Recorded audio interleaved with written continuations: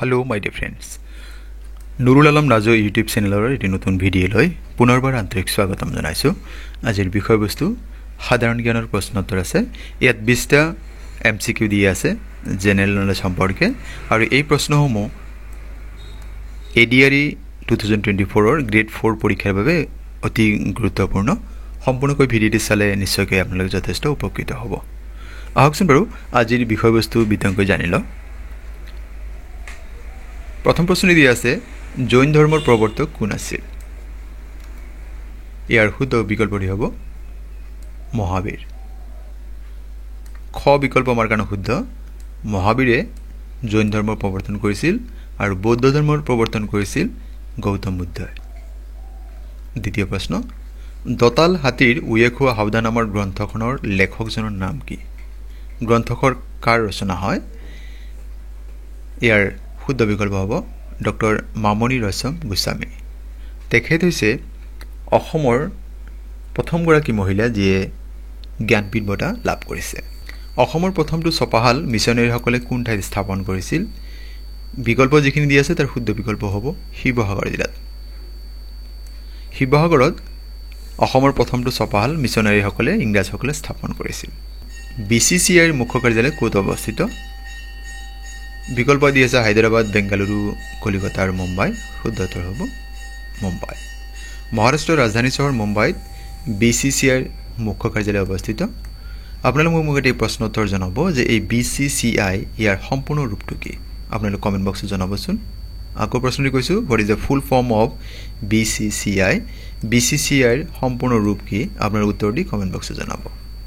অসম মহিলা বিশ্ববিদ্যালয় Assam women university অসমৰ কোনখন জিলাত অৱস্থিত? ইয়াৰ যিখিনি বিকল্প দি আছে তাৰ শুদ্ধ বিকল্প হ'ব যোৰহাট জিলাত অৱস্থিত। ভাৰতৰ ৰাষ্ট্ৰীয় ফুল কি? What is the national flower of India?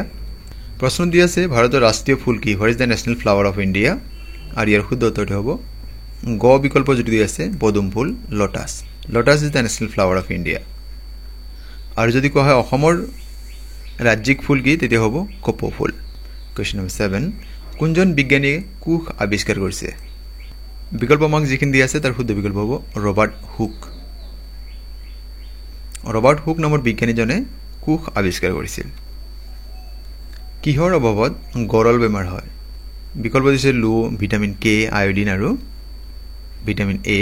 শুদ্ধ উত্তৰটি হ'ব আয়োডিনৰ অভাৱত গৰল বেমাৰ হয়। লো, আইৰণৰ অভাৱত কি হয়? এনিমিয়া বা ৰক্তহীনতা। ভিটামিন এৰ অভাৱত কি হয়? কুকুৰিকণা বেমাৰ হয়। আৰু ভিটামিন কে যদি কাৰোবাৰ অভাৱ হয় তেন্তে মানুহৰ কিবা কাৰণে তেজ ওলোৱা আৰম্ভ হ'লে, কাটিলে, দুখ পালে যেতিয়া তেজ ওলায় সেইটো গোট মৰাত অসুবিধা হয়। মানে ভিটামিন কে আমাক তেজ গোট মৰাত সহায় কৰে। এই প্ৰশ্ন আছিল গৰল কিহৰ কাৰণে হয়? আয়োডিন। সেইকাৰণে আমাক সাধাৰণতে টিভি বা এইবিলাকৰ বিজ্ঞাপনত, চৰকাৰী বিজ্ঞাপনত দেখা যায় যে আমাক আয়োডিনযুক্ত নমক খাবলৈ আমাক পৰামৰ্শ দিয়ে। সেইটোৱেই কাৰণ। কুৱেশ্যন নম্বৰ 9 দেশপ্ৰেমমূলক গীত সাৰে জাহা সে আচ্ছা এই গীতটি কোনে ৰচনা কৰিছে? ইয়াৰ বিকল্প যিখিনি দি আছে তাৰ শুদ্ধ বিকল্প হ'ব মহম্মদ ইকবাল। উৰ্দু কবি মহম্মদ ইকবালে সাৰে জাহা সে আচ্ছা নামৰ এই জনপ্ৰিয় দেশমূলক গীতটি ৰচনা কৰিছিল। কোনজন ব্যক্তিক সীমান্ত গান্ধী নামেৰে জনা যায়? Who is known as frontier Gandhi? ইয়াৰ শুদ্ধ বিকল্প হ'ব খান আব্দুল গফৰ খান। তেখেতৰ লগত জড়িত আন দুটামান প্ৰশ্ন। তেখেতক অন্য এটা নামেৰে জনা যায়, সেয়া হৈছে বাদশ্বাহ খান। আৰু তেখেতে ৰেড চাৰ্ট নামৰ এটা আন্দোলন আৰম্ভ কৰিছিল। আৰু এটা আন্দোলন পাব খুদাই খিদমতগাৰ বুলি এটা পাব। গতিকে এই প্ৰত্যেকটোৰ লগতে খান আব্দুল গফৰ খান জড়িত হৈ আছে। গতিকে আমি ইয়াতে গম পালোঁ খান আব্দুল গফৰ খান তেখেতক সীমান্ত গান্ধী নামেৰে জনা যায়। তেখেতৰ এটি আন্দোলনৰ নাম হৈছে ৰেড চাৰ্ট। কুৱেশ্যন নম্বৰ 11 বিশ্ব পৰিৱেশ দিৱস কোন তাৰিখে পালন কৰা হয়? ইয়াৰ শুদ্ধ উত্তৰ হৈছে 5 জুন তাৰিখ। World environment day is celebrated on June 5। কোন চনত শ্ৰীমন্ত শংকৰদেৱৰ জন্ম হৈছিল? মহাপুৰুষ শ্ৰীমন্ত শংকৰদেৱৰ জন্ম হৈছিল 1449 চনত। ঘ বিকল্পটি আমাৰ কাৰণে শুদ্ধ উত্তৰ হয়। পৰৱৰ্তী প্ৰশ্ন কোন ঠাইত ভাবা আণৱিক গৱেষণা কেন্দ্ৰ অৱস্থিত? ৱেৰ ইজ ভাবা এটমিক ৰিচাৰ্চ চেণ্টাৰ লোকেটেড? বিকল্প যে হায়দৰাবাদ, নতুন দিল্লী, কলকাতা আৰু মুম্বাই। শুদ্ধ উত্তৰটি হ'ব মুম্বাই। কোনজন ব্যক্তিক কম্পিউটাৰৰ পিতৃ বুলি জনা যায়? Who is known as the father of computer? ইয়াৰ শুদ্ধ বিকল্প হ'ব চাৰ্লছ বেবেজ। চাৰ্লছ বেবেজ নামৰ ব্যক্তিগৰাকীক কম্পিউটাৰৰ পিতৃ বুলি জনা যায়। লক্ষ্মীনাথ বেজবৰুৱাক তলৰ কোনজন ব্যক্তিয়ে ৰসৰাজ উপাধি প্ৰদান কৰিছিল? আমি জানো যে সাহিত্যৰথী লক্ষ্মীনাথ বেজবৰুৱা, তেখেতৰ যি লিখনিত ৰস পোৱা যায়, হাস্য ৰস পোৱা যায়, তেখেতক ৰসৰাজ বুলি এজন ব্যক্তিয়ে তেখেতক উপাধি এৰি দিছিল। আৰু সেইজন ব্যক্তি কোন হয়? ইয়াৰ শুদ্ধ উত্তৰ হৈছে নগেন্দ্ৰ নাৰায়ণ চৌধুৰী। ক বিকল্প আমাৰ কাৰণে শুদ্ধ উত্তৰ হয়। সংবিধান মতে, মানে ভাৰতৰ সংবিধান মতে ভাৰতত কোনে জৰুৰীকালীন অৱস্থা ঘোষণা কৰিব পাৰে? Who can declare the emergency in India? বিকল্প আমাক যিখিনি দিয়া আছে তাৰ শুদ্ধ বিকল্প হ'ব ভাৰতৰ ৰাষ্ট্ৰপতিয়ে ভাৰতত জৰুৰীকালীন অৱস্থা ঘোষণা কৰিব। President of India can declare emergency in India. ভাৰতৰ কোন চনত পোনপ্ৰথমে মেট্ৰ' ৰেল সেৱা আৰম্ভ হৈছিল? Metro' rail service started in India in which cities first? ইয়াৰ উত্তৰটি হ'ব কলকাতা। এদিন ক্ৰীড়াৰ ক্ষেত্ৰত ভাৰতৰ সৰ্বোচ্চ বঁটাৰ নাম কি? ইয়াত যিখিনি বিকল্প দি আছে প্ৰথমতে আমি জানি লওঁ যে পদ্মশ্ৰী বঁটা ক্ৰীড়াৰ লগত জড়িত নহয়, ই এক অসামৰিক বঁটা হয়। অৰ্জুন বঁটা, দ্ৰোণাচাৰ্য বঁটা আৰু মেজৰ ধ্যানচান্দ খেলৰত্ন বঁটা। ইয়াত যিটো কৈছে যে ভাৰতৰ সৰ্বোচ্চ বঁটা খেলৰ লগত জড়িত, ক্ৰীড়াৰ লগত, তেন্তে উত্তৰ হ'ব মেজৰ ধ্যানচান্দ খেলৰত্ন বঁটা। পূৰ্বতে ইয়াক ৰাজীৱ গান্ধী খেলৰত্ন বঁটা নামেৰে জনা গৈছিল। অৰ্জুন বঁটা বছৰটোৰ শ্ৰেষ্ঠ খেলুৱৈসকলক দিয়া হয়।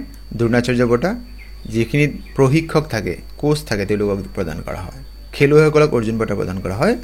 অসমৰ প্ৰথমজন অৰ্জুন বঁটা লাভ কৰা ব্যক্তি হৈছে ভোগেশ্বৰ বৰুৱা আৰু প্ৰথমগৰাকী মহিলা হৈছে মনালিছা বৰুৱা মেহতা।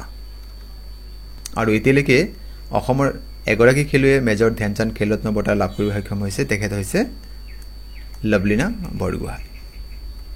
কুম্ভীৰ গ্ৰাম বিমান বন্দৰটি অসমৰ কোনখন ঠাইত অৱস্থিত? শিলচৰ, তেজপুৰ, ডিব্ৰুগড়, যোৰহাট। শুদ্ধ উত্তৰ হ'ব শিলচৰত। পৰৱৰ্তী প্ৰশ্ন, ভাৰতৰ বৃহত্তম লুণীয়া পানীৰ হ্ৰদ কি? Largest saline water lake. ইয়াত উত্তৰ হ'ব চিল্কা হ্ৰদ। এই চিল্কা হ্ৰদ ভাৰতৰ কোন ৰাজ্যত অৱস্থিত? সেয়াও কেতিয়াবা প্ৰশ্ন দিয়ে। সেয়া হৈছে উৰিষ্যা ৰাজ্যত অৱস্থিত। কুৱেশ্যন নম্বৰ 21, নিম্নলিখিত কোনগৰাকী ব্যক্তি পঞ্জাৱ কেশৰী বুলিও জনা যায়? Lion of Punjab. উত্তৰটি হ'ব লালা লাজপত ৰায়। কুৱেশ্যন নম্বৰ 22, কোন চনত ভাৰতত প্ৰথম পঞ্চবাৰ্ষিক পৰিকল্পনা আৰম্ভ হৈছিল? First 5-year plan in India started in 1951। 1951 চনত ভাৰতত প্ৰথম পঞ্চবাৰ্ষিক পৰিকল্পনা আৰম্ভ হৈছিল। কুৱেশ্যন নম্বৰ 23, ভাৰতবৰ্ষত পোনপ্ৰথমে বাণিজ্যিক আবেদন লৈ প্ৰৱেশ কৰা ইংৰাজ ব্যক্তিজনৰ নাম কি আছিল? ইয়াত চাওক বিকল্প যিমানখিনি দি আছে তাৰ শুদ্ধ বিকল্প হ'ব উইলিয়াম হকিন্স। কুৱেশ্যন নম্বৰ 24, প্ৰতি কিমান বছৰৰ বিৰতিত কুম্ভ মেলা অনুষ্ঠিত হয়? 12, 14, 10 আৰু 8 বছৰ। শুদ্ধ উত্তৰ হ'ব 12 বছৰৰ মূৰত। কুৱেশ্যন নম্বৰ 25, ৰাজ্যপাল হ'বলৈ এজন ব্যক্তিৰ ন্যূনতম বয়স কিমান হ'ব লাগে? ইয়াৰ বিকল্প যিখিনি দি আছে তাৰ শুদ্ধ বিকল্প হ'ব 35 বছৰ, 35 years। ভাৰতৰ ৰাষ্ট্ৰপতি পদত নিৰ্বাচনত প্ৰতিদ্বন্দ্বিতা কৰিবলৈ এজন ব্যক্তিৰ বয়স 35 হ'ব লাগে। আৰু এজন ব্যক্তি কোনো এখন ৰাজ্যৰ ৰাজ্যপাল হ'বলৈ 35 বছৰ বয়স লাগে। উপৰাষ্ট্ৰপতি হোৱাৰ বাবে ন্যূনতম বয়স 35 বছৰ হয়। মৰমৰ বন্ধু বান্ধৱীসকল, আজিৰ ভিডিঅ'ৰ বিষয়বস্তু ইমানেই। আপোনালোকে আজিৰ বিষয়বস্তু ইয়াৰ উপস্থাপন কেনে পালে কমেণ্ট যোগে জনাবচোন। আপোনালোকৰ দিহা পৰামৰ্শৰ ভিত্তিতে পৰৱৰ্তী ভিডিঅ'সমূহ আৰু উন্নত কৰিবৰ কাৰণে আমি চেষ্টা কৰোঁ। আপোনালোকৰ বিনম্ৰ অনুৰোধ, যদি প্ৰথমবাৰৰ বাবে আমাৰ এই চেনেলটি চাই আছে, আমাৰ চেনেলৰ বিষয়বস্তু ইয়াৰ উপস্থাপন ভাল পাইছে, চেনেলটি ছাবস্ক্ৰাইব কৰিব, ভিডিঅ'সমূহ লাইক, কমেণ্ট আৰু শ্বেয়াৰ কৰিব। আৰু আজিৰ ভিডিঅ'টি সম্পূৰ্ণ কৰি চোৱাৰ বাবে আপোনালোকক জনাইছোঁ অশেষ ধন্যবাদ।